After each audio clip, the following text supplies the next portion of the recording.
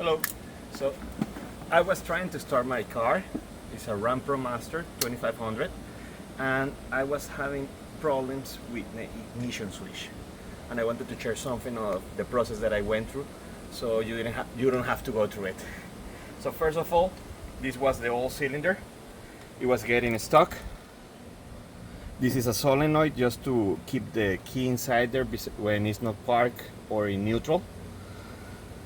And this is a connector. You have two cables.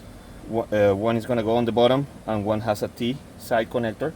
You cannot mess them up because it only has one way to go inside. This is the key that locks the column, the steering wheel column. So my issue, this is the original part that I had installed. So that was installed before. The issue that I had is that the car stopped starting. The starter just wasn't going through. It looked. I also thought about changing the starter, but we investigated a little bit and realized that it was the mechanism inside the ignition switch. I went ahead and ordered one from Amazon. It was gonna be like $50. Is this one? And don't waste your money ordering from Amazon. It's better to order from a Mopar dealer. You can shop around. Some places has them for $360, $400. I bought this one original for $230. I find out that this one didn't work also because it doesn't have the solenoid, and after connecting it, I still have the same problems. Even the ignition that came with it, the cylinder, wasn't going out easily, or was getting jammed when you were start cranking the car up. So when you want to try that, when you want to replace the cylinder, from the bottom of the piece you're gonna have this little leg that you have to push. So you have to, first of all, you have to make sure that your keys are on accessories. After you put on accessories, you're gonna get a screwdriver, put some pressure on it, and pop it out. Now, when you have it like that, if you want to test this, it's easy, because if you look over here, you have where the key,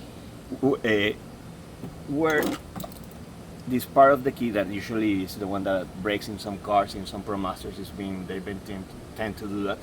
But if this is intact and your car doesn't start, you can grab a screwdriver, punch it in here, and give it a twist. If that is working, then you have a problem with the cylinder, not the ignition switch. In my case, the ignition switch, the gears inside were off.